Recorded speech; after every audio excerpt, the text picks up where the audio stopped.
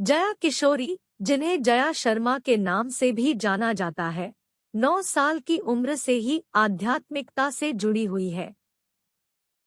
वह सेमिनार और वेबिनार के माध्यम से जीवन प्रबंधन युक्तियां और प्रेरक भाषण साझा करने के लिए जानी जाती है।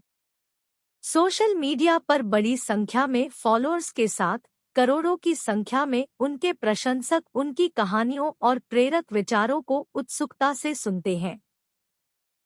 13 जुलाई 1995 को राजस्थान के सुजानगढ़ में एक गौड़ ब्राह्मण परिवार में जन्मी जया किशोरी का आध्यात्मिकता से गहरा नाता है और उन्हें भजन गाने का शौक है।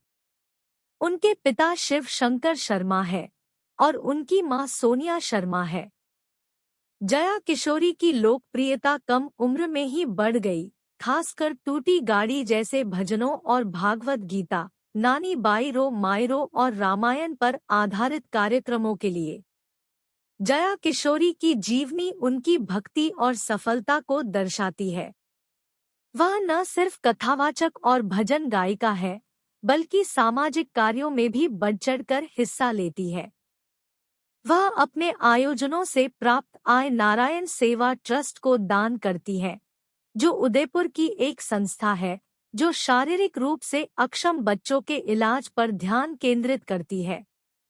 कोलकाता में महादेवी बिड़ला वर्ल्ड एकेडमी की पूर्व छात्रा जया किशोरी ने 9 साल की उम्र में संस्कृत में स्तोत्र गाकर दर्शकों को प्रभावित करना शुरू कर दिया था। 10 साल की उम्र में जब उन्होंने संपूर्ण सुंदरकांड गाया तो उनकी प्रसिद्धि और बढ़ गई। अपने निजी जीवन में जया किशोरी आध्यात्मिकता के प्रति गहरी रुचि रखने वाली एक उत्साही और शरारती बच्ची होने को याद करती है। कहानियों और भजनों के प्रति उनके प्रेम ने उन्हें 9 साल की उम्र में उन्हें साझा करना शुरू कर दिया, जिससे दुनिया भर के दर्शक मंत्रमुग्ध हो गए। जया किशोरी को विभिन्न सम्मान और पुरस्कार प्राप्त हुए हैं, जिसमें फेम इंडिया एशिया पोस्ट सर्वे 2019 में यूथ आइकन के रूप में मान्यता प्राप्त होना भी शामिल है। वह सामाजिक कार्यों में भी शामिल है और लोगों को दूसरों की राय के बारे में अत्यधिक चिंता किए बिना अपना जीवन जीने के लिए प्रोत्साहित करती है। अपनी संगीत गतिविधियों के अलावा जया किशोरी साहस और दृढ़ संकल्प के महत्व जैसे प्रेरक विचार भी देती है।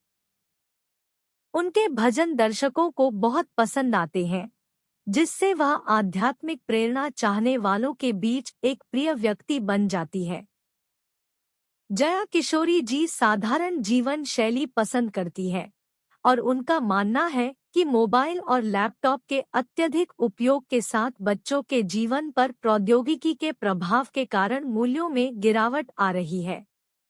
वह देखती है कि आज के युवा अक्सर बड़ों, माता-पिता, संतों और सामाजिक मानदंडों का अनादर करते हैं, जो मूल्यों की हानि का संकेत है।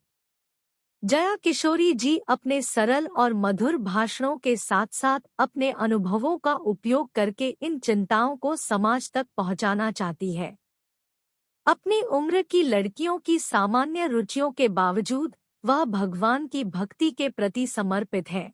इस बात पर जोर देती है कि ऐसी भक्ति ही जीवन का सही मार्ग है। जया किशोरी जी भगवान खाटू श्याम जी में गहरी आस्था रखती है और वह हर साल अपने परिवार के साथ राजस्थान स्थित उनके मंदिर में जाती है। इन यात्राओं के दौरान वे पंचायती धर्मशाला में रुकते हैं, जिससे माहौल भक्तिमय हो जाता है। भगवान श्री कृष्ण को समर्पित परिवार में जया किशोरी जी का पालन पोषण होने के कारण उन्हें बचपन में उनके लिए शास्त्रीय नृत्य करना पड़ा।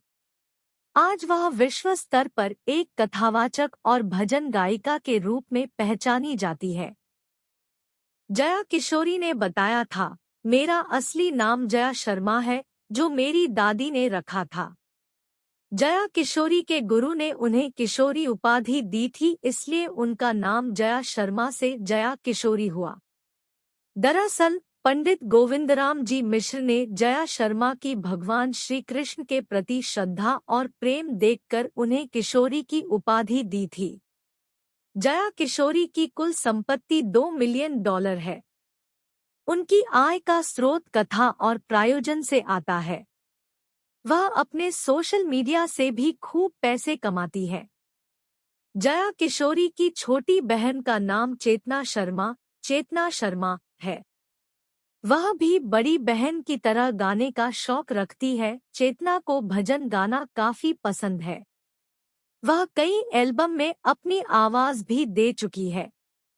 उनके कार्यालय में काम करने वाले एक कर्मचारी द्वारा दी गई जानकारी के अनुसार जया किशोरी कथा प्रवचन के लिए 9.5 लाख रुपए की फीस निर्धारित करती है। उन्हें 4.25 लाख रुपए के अग्रिम भुगतान की आवश्यकता है।